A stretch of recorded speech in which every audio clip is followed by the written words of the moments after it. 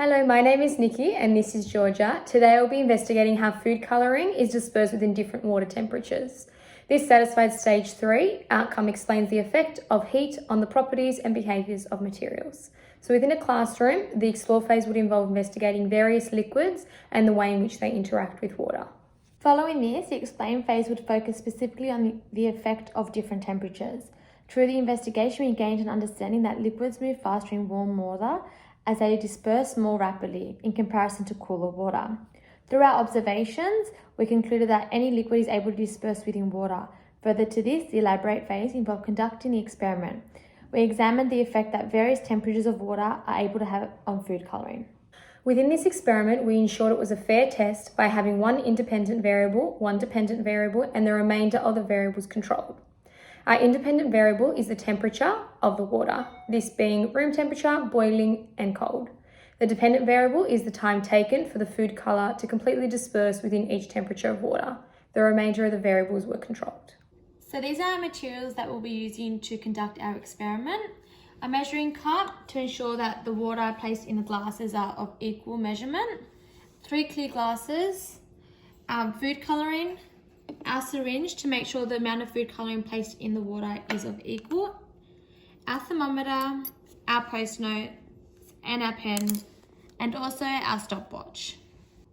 We're now going to begin our experiment and we're going to do each temperature of water one at a time. So we are going to begin with the boiling hot water and we're going to place it within a measuring cup so that we can get an accurate measurement of how much water we're using, and then we can reciprocate that within each other glass. So once we've hit the line, we're going to place it within our first glass.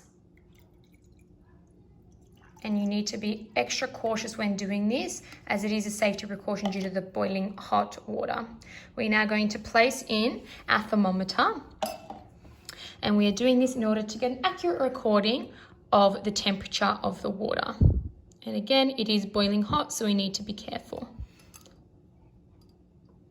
Once we have an accurate recording, carefully take it out, and we are just going to note what temperature this water is and the title of this water.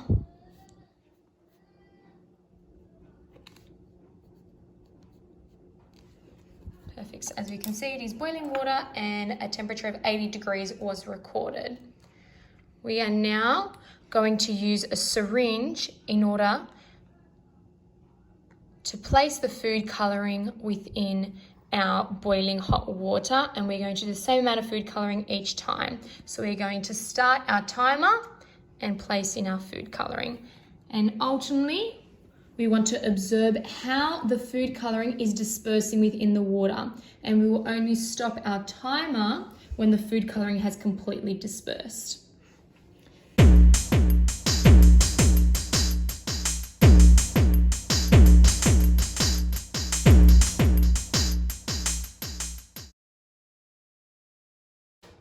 As you can see, it is now completely dispersed and it recorded a time of 2 minutes and 15 seconds. So we will now write this on our post-it note of boiling water.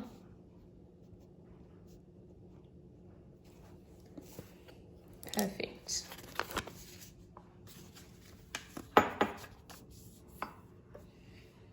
Now that we have recorded our boiling water, we are now going to proceed to room temperature. So as you can see, we've got our measuring cup,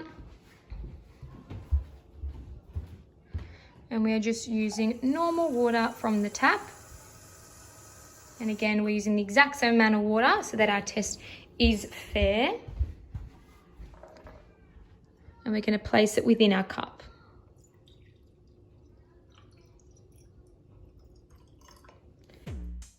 We have chosen to speed up this part of the experiment as it is identical to the process of the boiling water.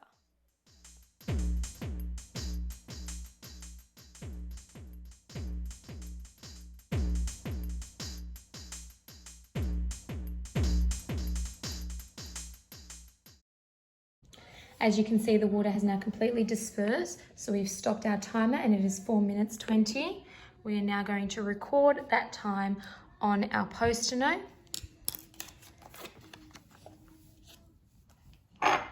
And move it over to the boiling water. Now that we have recorded the time taken for the food colouring to disperse in both boiling water and room temperature, we will proceed to our final temperature of water, which will be cold water. In order to do this, we are going to grab the cold water from the fridge.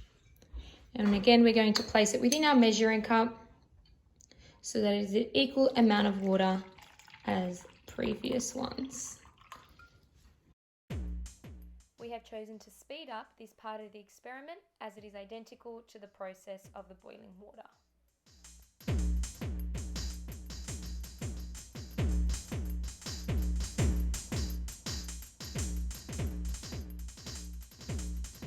As we can see, the food colouring has now completely dispersed, so we are going to stop our timer.